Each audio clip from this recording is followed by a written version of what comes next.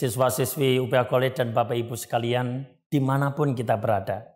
Kita bersyukur di dalam kesempatan pagi ini, kita boleh kembali bersama-sama bersekutu, itu semua karena kemurahan Tuhan. Mari sebelum kita memulai di dalam ibadah kita pagi ini, kita mau menyerahkan semuanya ke dalam pimpinan Tuhan. Bila Tuhan sendiri yang akan berperkara di tengah-tengah ibadah kita. Mari kita berdoa. Hanya oleh karena anugerah-Mu ya Tuhan, jika di dalam kesempatan pagi ini kami boleh kembali untuk beribadah bersama-sama. Di tengah-tengah situasi dan kondisi yang saat ini terjadi, di mana kami melakukan ibadah secara virtual. Tetapi kami percaya Tuhan, bahwa Roh Kudus-Mu akan menuntun dan menyertai setiap kami. Oleh karena itu kami mohon belas kasih-Mu, penyertaan-Mu. Biarlah ibadah yang kami lakukan pada pagi ini secara virtual dari awal sampai akhirnya boleh berjalan dengan baik. Dan nama Tuhan dimuliakan. Inilah Tuhan doa kami, di dalam nama Tuhan Yesus Kristus kami berdoa.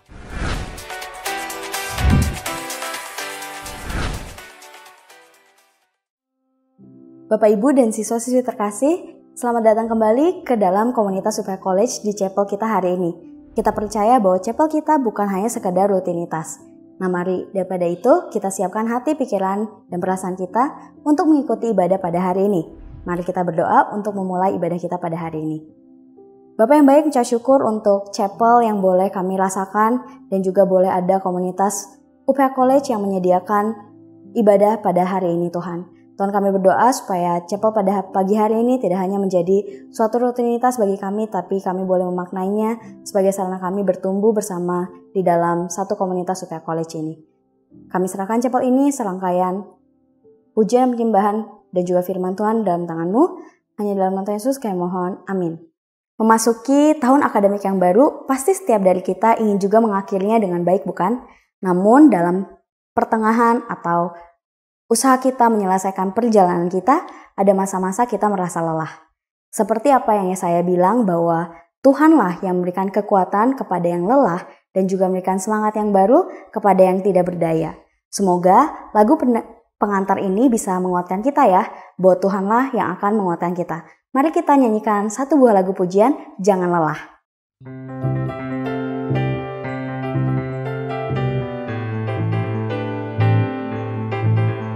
Jangan lelah bekerja di ladangnya Tuhan. Roh Kudus yang beri kekuatan, yang mengajar dan menopang. Tiada lelah bekerja bersamamu Tuhan, yang selalu mencukupkan atas segalanya. Ratakan tanah bergelombang, timbullah tanah yang berlubang, menjadi siap dibangun di atas dasar iman. Ratakan tanah bergelombang, timbullah tanah yang berlubang, menjadi siap dibangun di atas dasar iman.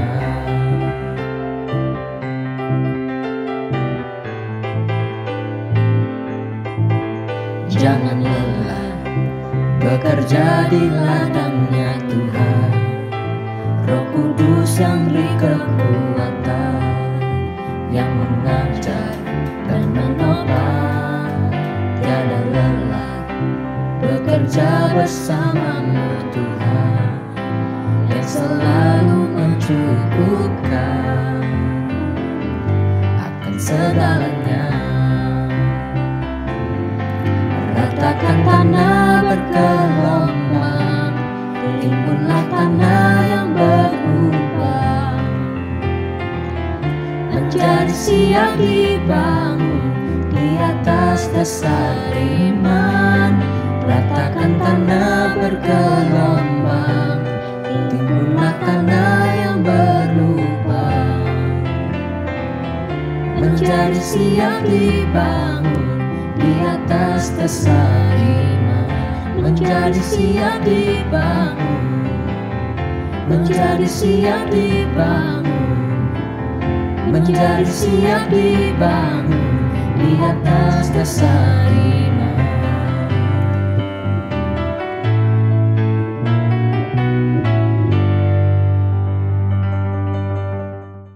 Bapak Ibu dan siswa-siswa yang terkasih, masa pandemik ini udah memasuki season 2 ya. Tentunya ada hal yang kita alami, mungkin ada beberapa daripada kita mengalami isolasi mandiri, kehilangan orang yang terkasih, atau bahkan juga perubahan daripada keadaan keuangan kita sehari-hari. Nah Bapak Ibu yang terkasih dan anakku, mari kita menyadari seperti Daud menyadari bahwa Tuhanlah yang menjadi satu-satunya penolong dalam kehidupan Daud selama ia mengalami masa kesesakan dan kesulitan. Mari kita nyanyikan lagu Yesus Padamu Ku Berseru sebagai satu buah ungkapan bahwa Tuhanlah satu-satunya sumber kekuatan dan juga penghiburan, bahkan satu-satunya pribadi yang ada untuk kita selama ini. Mari kita nyanyikan Yesus Padamu Ku Berseru.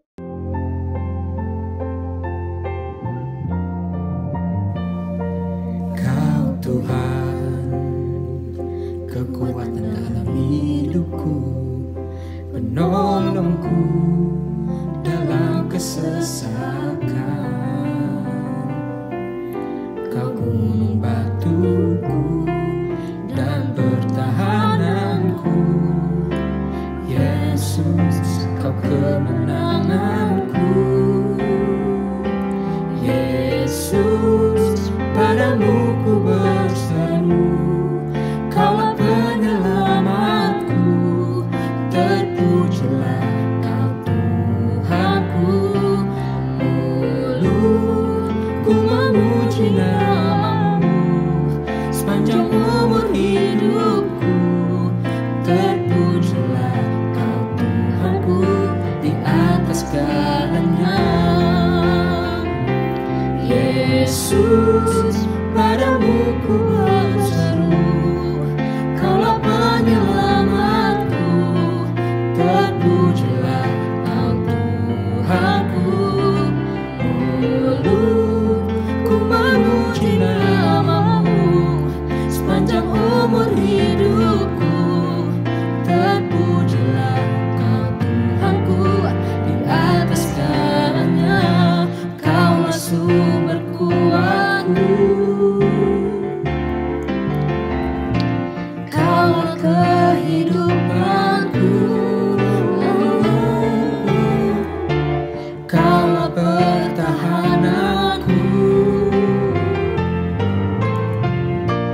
Ku percaya padamu,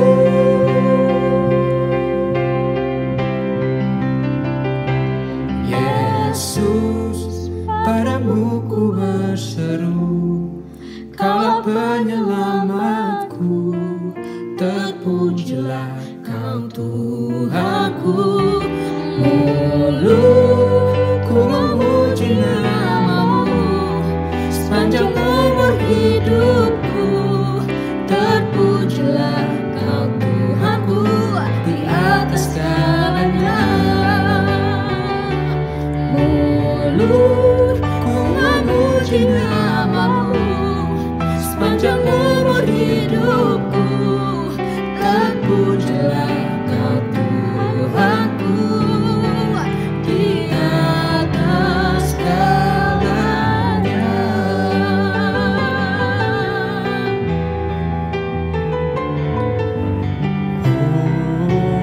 Oh Yesus,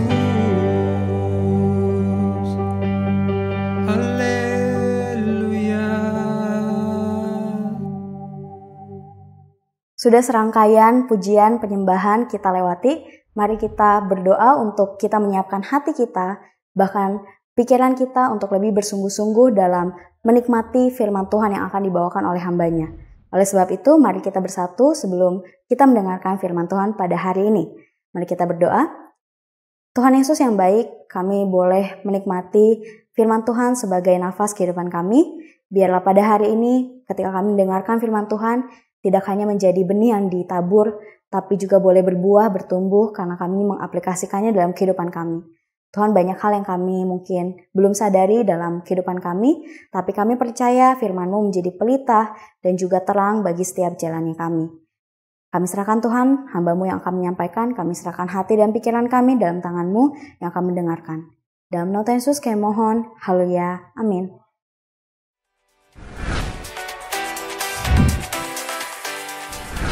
Mari kita akan masuk di dalam doa. Arahkan dan teduhkan hati kami ya Tuhan.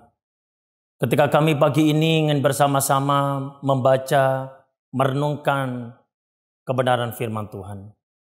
Bila firman Tuhan yang kami akan renungkan pagi ini bukan cuma sekedar basa-basi atau hanya sekedar rutinitas yang kami lakukan dari minggu ke minggu. Tetapi sesungguhnya kami percaya Tuhan, kami mengalami satu perjumpaan secara pribadi bersama dengan Tuhan melalui firman-Mu yang akan kami renungkan bersama-sama. Berkati hamba-Mu di dalam keterbatasan untuk boleh menguraikan kebenaran firman-Mu. Sehingga kebenaran firman-Mu sungguh boleh menjadi kekuatan, pedoman, pimpinan di tengah-tengah kehidupan kami. Ketika kami diperhadapkan dengan berbagai macam persoalan, pergumulan di dunia ini. Kami menyerahkan Tuhan untuk kebenaran firman Tuhan yang akan kami renungkan bersama-sama pagi ini. Di dalam nama Tuhan Yesus Kristus kami berdoa. Amin. Bergerak maju merupakan satu tema yang akan kita renungkan di dalam chapel pagi ini. Karena itu siswa-siswi UPA College dan Bapak Ibu guru sekalian dimanapun kita berada. Saya akan membacakan satu bagian firman Tuhan yang terambil di dalam Filipi 3 ayat 13 sampai 14 yang berbunyi demikian. Saudara-saudara, aku sendiri tidak menganggap bahwa aku telah menangkapnya. Tetapi ini yang kulakukan. Aku melupakan apa yang telah di belakangku dan mengarahkan diri kepada apa yang di hadapanku. Dan berlari-lari kepada tujuan untuk memperoleh hadiah, yaitu panggilan surgawi dari Allah dalam Kristus Yesus. Berbahagialah kita yang membaca, merenungkan, dan melakukan kebenaran firman Tuhan. Para siswa-siswi dan Bapak Ibu guru sekalian, saya percaya mungkin di antara kita pernah mendengar nama John Stephen Akhwari. Siapa sebenarnya John Stephen Akhwari ini? John Stephen Akhwari adalah seorang atlet pelari maraton asal dari Tanzania yang pada waktu itu mengikuti Olimpiade tahun 1968 di Meksiko. Apa yang sebenarnya menarik dari John Akhwari ini? Dia padahal ikut lomba Olimpiade tidak pernah membawa yaitu kemenangan atau medali. Tetapi yang menarik adalah pada saat waktu pertandingan di mana dia lari maraton itu di kilometer 19, dia mengalami kram. Dan bukan cuma itu, dia tertabrak oleh pelari lain dan kemudian jatuh. Dan bukan cuma jatuh, ada satu masalah di dalam persendian bahunya. Sehingga kondisi yang dialami oleh John Akhwari sebenarnya tidak mampu untuk melanjutkan pertandingan itu. Tetapi menariknya para siswa-siswi dan Bapak Ibu sekalian, di tengah-tengah kondisi yang seperti itu, dengan tertatih-tatih dia tetap ingin menyelesaikan yaitu pertandingan lari maraton itu. Sampai kemudian ketika dia di garis finish, semua orang itu bertepuk tangan melihat apa yang dilakukan oleh John Akhwari ini. Dan kemudian ditanya, mengapa di tengah-tengah kondisi seperti itu kamu masih tetap yaitu melanjutkan perlombaan itu. Ada satu kata yang menarik yang John Akhwari itu katakan. Dia berkata, negara saya tidak mengirim saya untuk terbang puluhan ribu mil jauhnya untuk memulai pertandingan. Namun mereka mengirim saya untuk menyelesaikan perlombaan itu. Para siswa-siswi dan Bapak Ibu guru yang saya kasih dalam Tuhan. Hal inilah yang sangat penting yang perlu kita garis bawahi. Bagaimana perjuangan Akhwari, kegigihannya untuk tetap bergerak maju. Untuk mencapai garis finish. dan menyelesaikan perlombaan. Itu yang luar biasa. Hal ini bukannya ditunjukkan oleh seorang rasul yang bernama Paulus. Kita tahu bagaimana Rasul Paulus di dalam memenuhi panggilan pelayanannya. Dia di dalam akhir suratnya, dia mengatakan dengan luar biasa, aku telah mengakhiri pertandingan dengan baik. Aku telah mencapai garis akhir dan aku telah memelihara iman.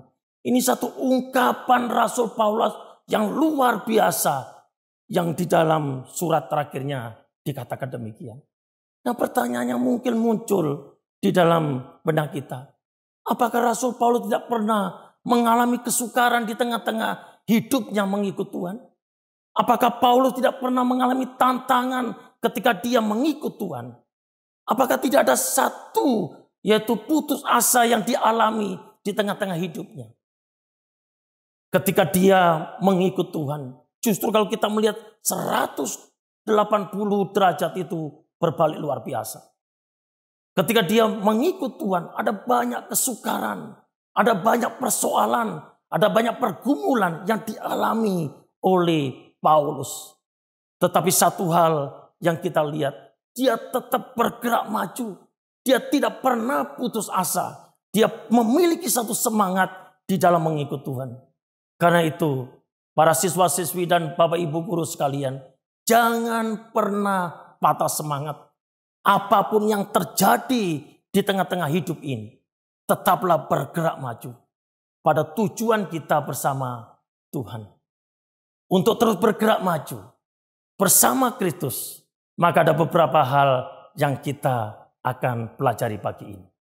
Yang pertama, kita harus mengerti tujuan kita yang tertinggi. Tujuan hidup kita yang tertinggi ini adalah sesuatu yang penting sekali. Para siswa-siswi dan Bapak Ibu guru sekalian, siapa itu Paulus? Nah, kita tahu Paulus ini bukan orang yang sembarangan. Kalau kita melihat di dalam Alkitab, Paulus ini memiliki status sosial yang sangat tinggi sekali. Bahkan dia bukan orang bodoh. Dia orang yang pintar sekali. Bahkan banyak orang yang menghormati yaitu Paulus. Bahkan sebelum dia bertobat, kita tahu bahwa begitu banyak orang yang segan, yang takut kepada Paulus. Bahkan kalau kita berbicara tentang mengenai keagamaan, apa yang dicapai oleh Paulus ini hal yang sangat luar biasa sekali. Bahkan firman Tuhan itu mengatakan Paulus disunat pada hari yang ke-8. Ini mengingatkan kita apa yang dilakukan oleh Tuhan Yesus sendiri. Yesus sendiri itu disunat pada hari yang ke-8. Bahkan dikatakan Paulus adalah bangsa Israel dari suku Benyamin. Kenapa ditekankan itu? Israel adalah bangsa pilihan Tuhan. Benyamin adalah salah satu suku yang masih dipelihara oleh Tuhan. Bahkan bukan cuma itu. Firman Tuhan mengatakan Paulus adalah orang Ibrani asli. Paulus sendiri mengatakan tentang pendirianku terhadap hukum Taurat. Aku orang Farisi. Jadi kita melihat Paulus adalah orang Yahudi yang lahir di Tarsus di tanah Kilikia. Bahkan dia dibimbing langsung oleh seorang yaitu guru besar yang bernama Gamaliel. Jadi kalau kita melihat siapa Paulus, Paulus bukan orang sembarangan. Secara prestasi dia begitu luar biasa sekali. Apa yang dicapainya itu luar biasa secara duniawi. Tetapi pertanyaannya apakah kemudian dengan semua yang dia dapatkan ini, dia memiliki sukacita yang sejati. Para siswa-siswi dan Bapak Ibu guru sekalian, disinilah kita melihat walaupun secara duniawi Paulus memiliki segalanya. Bahkan dikatakan secara materi dia bukan orang miskin. Filipi 4 ayat 12 itu mengatakan dia tahu apa itu kelimpahan. Nah, disinilah kita melihat bagaimana sosok Paulus adalah orang yang luar biasa. Bahkan seandainya kalau dia hidup pada zaman sekarang ini, di mana kita ada pada saat ini, Paulus adalah satu sosok yang punya pengaruh yang sangat luar biasa. Bukan cuma dihormati, bukan cuma seorang yang pinter, bukan cuma seorang yang kaya. Tetapi dia sangat punya pengaruh luar biasa. Tetapi apa yang kita lihat dari kebenaran firman Tuhan? Paulus mengatakan demikian. Apa yang dahulu merupakan keuntungan bagiku, kuanggap rugi karena Kristus. Bahkan dikatakan malahan segala sesuatu kuanggap rugi karena pengenalanku akan Kristus Tuanku lebih mulia daripada semuanya ini. Ini sesuatu yang sangat luar biasa. Dengan kata lain Paulus ingin mengatakan apa? Apa yang aku anggap sedemikian hebatnya. Apa yang aku anggap sedemikian mulianya. Tetapi sejak pengenalanku akan Kristus, maka semuanya itu aku anggap sampah. Jadi satu hal yang perlu kita ingat. Pengenalan akan Kristus. Mengenal Kristus itu adalah satu hal yang menjadi tujuan hidup kita yang tertinggi dalam hidup ini. Jadi para siswa-siswi UPA College dan Bapak Ibu sekalian, tujuan tertinggi orang percaya itu harus pada Kristus. Bukan mengejar pengetahuan. Saya tidak mengatakan pengetahuan tidak penting. Penting. Bukan mengejar kekuasaan. Juga bukan mengejar kekayaan. Tetapi tujuan yang tertinggi dari hidup manusia harus mengenal Kristus. Amin. Nah, pengenalan akan Kristus ini merupakan satu pondasi yang penting sekali di dalam menyelesaikan persoalan. Ada banyak sekali masalah yang terjadi di tengah dunia ini. Ada banyak sekali persoalan yang terjadi di tengah-tengah kehidupan kita. Tetapi tidak bisa diselesaikan dengan kepandaian manusia. Tidak bisa diselesaikan dengan kekuatan manusia. Bahkan dengan kekayaan manusia. Tetapi pengenalan akan Tuhan yang benar. Ini memberikan satu pondasi di dalam hidup kita. Sehingga kita mampu menghadapi segala masalah dan persoalan. Saya kasih contoh. Beberapa hari yang lampau, mungkin kita pernah mendengar ada seorang pengusaha besar di kota Surabaya. Dia seorang secara materi mungkin luar biasa. Dia pengusaha produsen dari oksigen. Di mana oksigen pernah langka. Ada banyak orang yang mencari tetapi tidak ada. Dia juga pendiri Samator Group yang bernama Bapak Arif Harsono. Tetapi beliau akhirnya meninggal dunia karena terpapar COVID. Padahal dia punya uang. Dia punya segalanya. Tetapi kekayaan, materi tidak bisa menyelamatkan hidupnya. Di sini kita melihat betapa terbatasnya materi. Kita semua, saya dan siswa-siswi Bapak Ibu sekalian, suatu saat pasti akan mati. Oleh sebab itulah kenapa kita membutuhkan Tuhan. Tanpa Allah kita tidak berdaya. Kita tidak dapat hidup. Dan kita tidak dapat mendapatkan satu kekuatan. Hanya dengan kekuatan kita. Oleh sebab itulah pengenalan akan Allah harus menjadi tujuan yang tertinggi di dalam hidup kita ini. Supaya kita bisa terus bergerak maju. Untuk bergerak maju bersama Kristus. Hal yang kedua yang harus kita miliki adalah kita mengerti apakah hidup kita itu bermakna di hadapan Allah. Para siswa-siswi UPA College dan Bapak Ibu sekalian, ada satu dokter yang sebelum dia meninggal itu sempat membagikan satu tulisan yang merupakan bagian apa yang dia rasa. Dokter ini di tengah-tengah yaitu COVID yang sedang terjadi. Ini tidak kenal lelah untuk kemudian mencoba menyelamatkan orang yang terpapar COVID. Sampai pada akhirnya dia juga kena COVID. Tetapi di tengah-tengah apa yang ia rasa, dia sangat sedih sekali ketika dia mendengar ada begitu banyak orang di luar sana yang mengatakan bahwa COVID itu rekayasa. Ini tidak benar. Ini akal-akalan. Sampai pada akhirnya dia membagikan satu tulisan ini sebelum dia meninggal. Dia mengatakan ini adalah satu realita yang kita hadapi. Kita tidak minta untuk dipuji. Kita tidak minta untuk disanjung. Kalau memang Anda harus keluar rumah karena pekerjaan, kita akan memahami. Tetapi jangan curigai kami mengada-ngada dengan penyakit ini. Karena kita tidak akan tahu penyakit ini bisa mengenai siapa dan di mana. Dia mengatakan ini karena apa? Orang tuanya, keluarga besarnya, semua terpapar COVID. Orang tua dokter ini harus meninggal. Bahkan istrinya, anaknya, itu semua terkena COVID. Para siswa-siswi dan Bapak Ibu sekalian, kesulitan, penderitaan di tengah-tengah hidup ini, seringkali kita harus kemudian mengevaluasi diri. Kadangkala pencobaan, masalah terjadi. Ini merupakan satu alat peringatan yang sebenarnya Tuhan ingin nyatakan. Untuk apa? Menyadarkan kehidupan manusia. Mungkin kita pernah mendengar, bahkan membaca di dalam Alkitab. Bagaimana orang Israel, bangsa pilihan Tuhan sendiri. Dia seringkali dihajar oleh Tuhan. Dia seringkali kemudian mengalami berbagai macam hal. Oleh karena apa? Ketidaktaatannya kepada Tuhan. Tuhan bisa membangkitkan bangsa lain untuk menghajar orang Israel.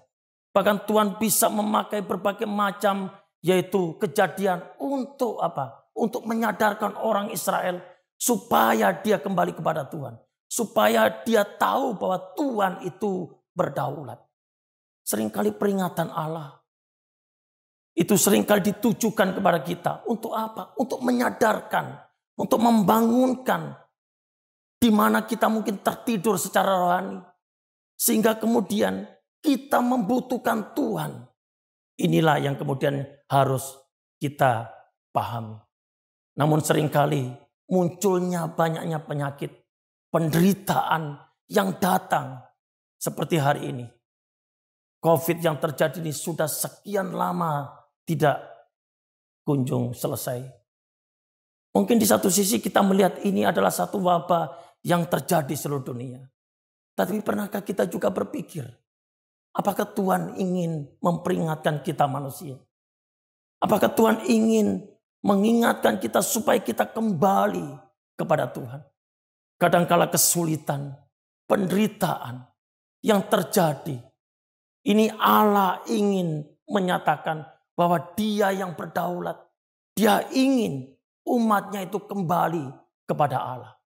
Karena itu mengapa di dalam Filipi 3:10 Paulus sekali lagi mengatakan bukan hanya melalui pengetahuan, tetapi melalui pengalaman penderitaan.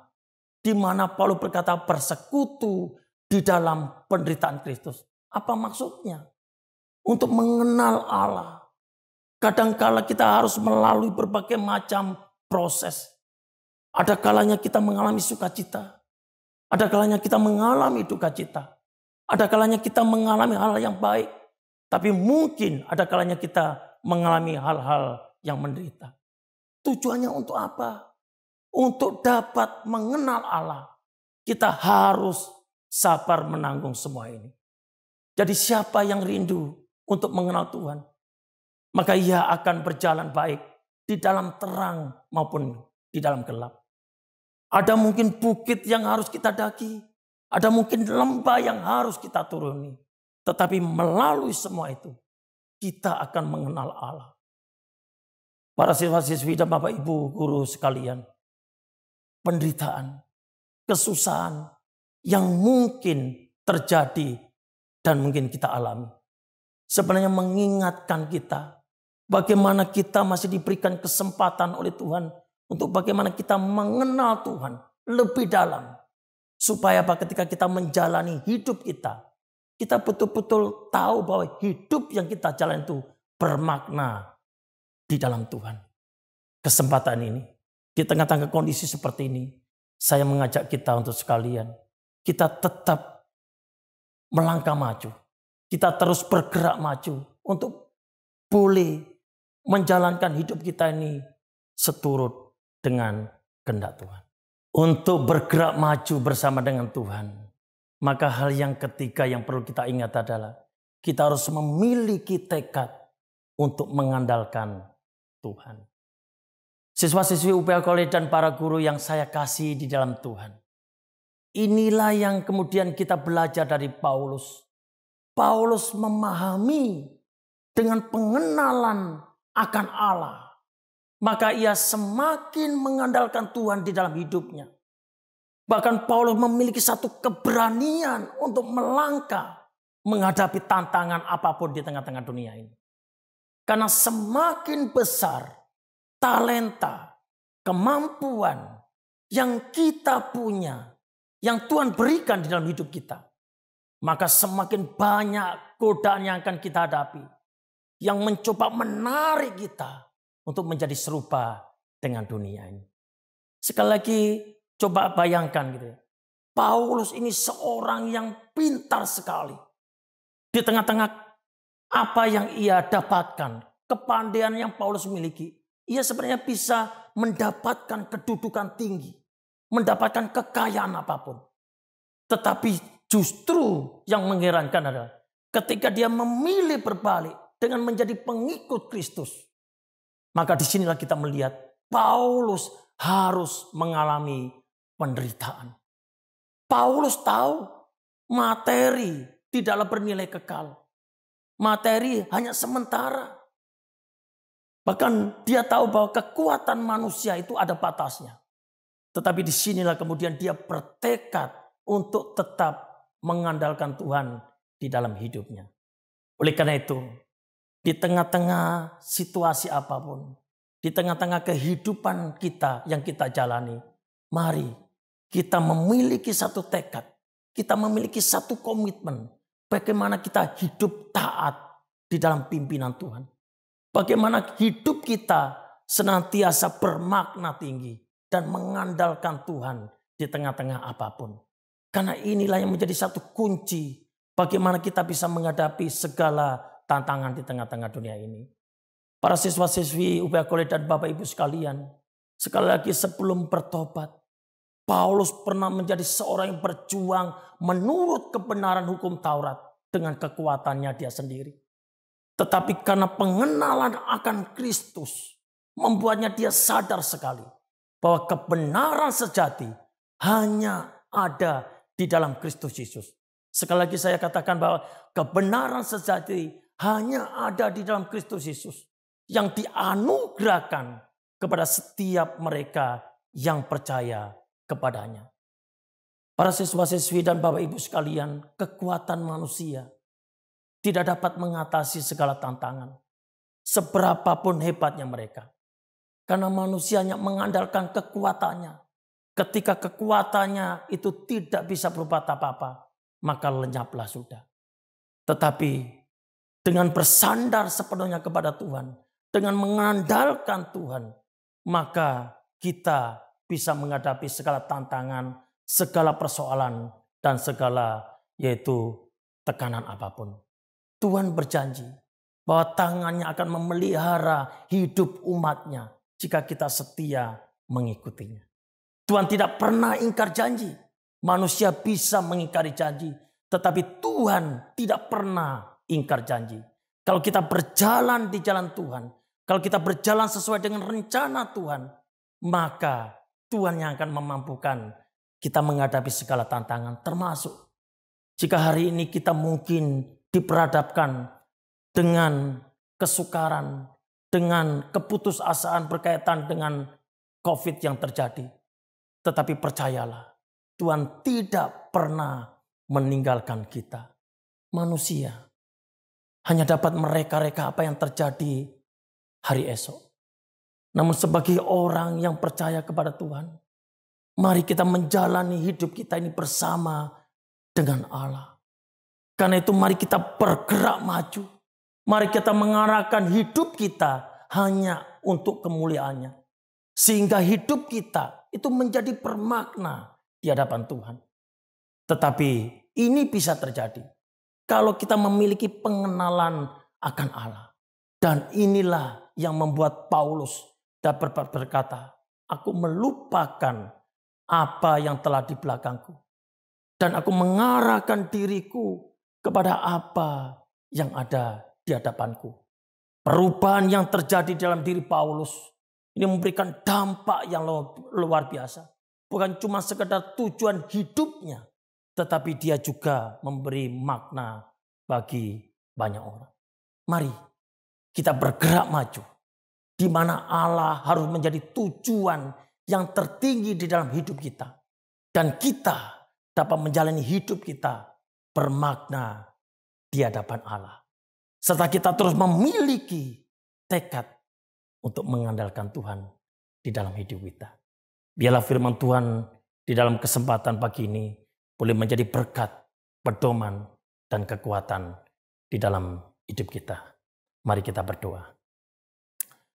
Bapa kami di dalam surga, kami percaya Tuhan bahwa kebenaran firman-Mu yang kami renungkan dan kami pikirkan di dalam kesempatan hari ini sungguh boleh mengingatkan kami, boleh menjadi kekuatan, bahkan pedoman di tengah-tengah kehidupan kami. Tak kala kami diperhadapkan dengan kesulitan, dengan persoalan berkaitan dengan COVID yang saat ini belum juga reda. Tetapi ketika kami memiliki tujuan hidup yang pasti, ketika kami ingin hidup kami bermakna di hadapan Tuhan, dan kami bertekad mengandalkan Tuhan, maka inilah Tuhan yang menjadi satu penghiburan kami, bagaimana kami bisa menghadapi hari-hari kami bersama dengan Tuhan. Terima kasih Tuhan, kebenaran firman-Mu boleh menjadi kekuatan bagi kami. Biarlah firman Tuhan ini terus Tuhan meteraikan di tengah-tengah setiap pribadi kami lepas pribadi. Inilah Tuhan doa kami, di dalam nama Tuhan Yesus Kristus kami berdoa. Amin. Para siswa-siswi UPA College dan Bapak Ibu sekalian, kita bersyukur kalau pagi ini kita sudah boleh bersama-sama mendengarkan kebenaran firman Tuhan. Bila firman Tuhan yang kita dengar itu boleh menjadi kekuatan pedoman di tengah-tengah hidup kita. Mari sebelum kita mengakhiri ibadah ini, kita mengarahkan hati dan pikiran kita pada Tuhan dan kita mohon berkat Tuhan. Anugerah dan damai sejahtera dari Allah Bapa, cinta kasih dari Tuhan Yesus Kristus, kekuatan penghiburan dari Allah Roh Kudus, kiranya menyertai kita dari saat ini sampai selama-lamanya. Amin. Yesus, padamu ku berseru, Kaulah penyelamatku, terpujilah Kau Tuhanku. Mulutku memuji nama-Mu, sepanjang umur hidupku, terpujilah Kau Tuhanku di atas segalanya.